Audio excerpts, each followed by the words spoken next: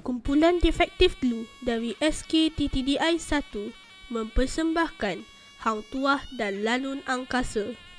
Pada suatu masa dahulu, atau mungkin pada suatu masa yang akan datang, di sebuah kampung yang dipanggil Kampung Bentan, tinggal seorang anak muda yang bernama Hang Tuah, bersama dengan 4 orang sahabat baiknya, Hang Jebat, Hang Lekir, Hang Lekiu dan Hang Kasturi.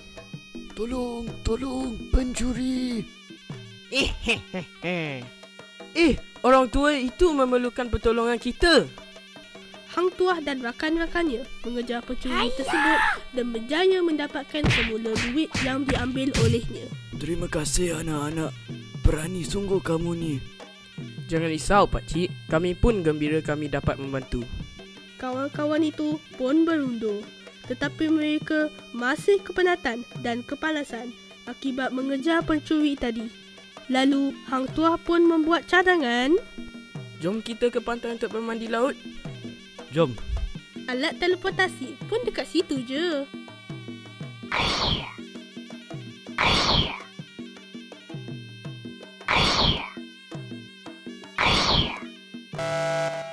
Maaf dek, kena tunggu kejap biar dia cool down dulu. Keempat-empat rakan yang telah pun tiba ke pantai berlari-lari keseronokan. Belum sempat menikmati kesejukan air laut, tiba-tiba kelihatan sebuah kapal angkasa yang besar sedang mendekati pantai tersebut. Mungkin mereka pedagang? Cantik betul tempat ni. Pantai cantik, rumah cantik, rasa macam tak sabar nak merompok semuanya.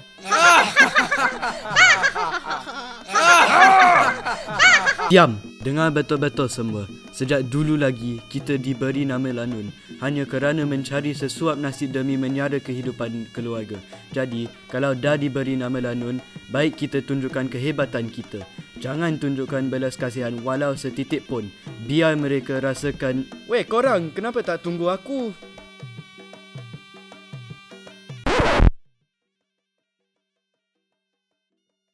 Tangkap dia! Cepat, kita perlu selamatkan kawan kita. Tapi Tuah, ada ramai Lanun tu. Kita berlima je. Beranikan diri sahabatku. Asalkan kita bersama, pasti ada jalan. Ayo, ikut aku. Dengan itu, Hang Tuah dan rakan-rakannya terus keluar dari tempat sembunyi mereka dan mula bertempur dengan Lanun-Lanun itu. Sementara itu, ada seorang pembesar istana yang kebetulan sedang berjalan-jalan berhampiran pantai tersebut.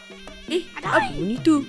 Hang Tuah, Hang Jebat, Hang Lekir, Hang Lekiu dan Hang Kasturi merupakan pahlawan yang cukup handal.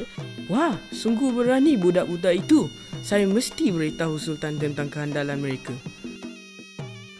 Berita keberanian dan kebijaksanaan Hang Tuah dan rakan-rakannya tersebar ke seluruh Melaka, sehingga Hang Tuah dilantik menjadi Laksamana dan rakan-rakannya pula dilantik menjadi hulu balang di istana apabila dewasa kelak.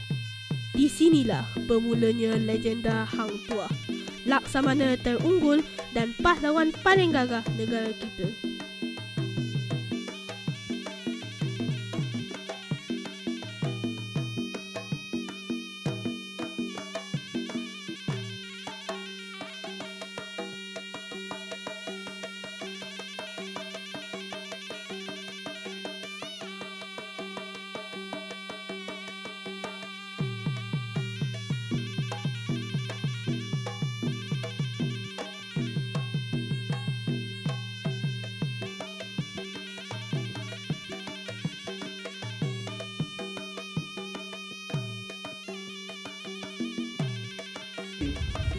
Wow.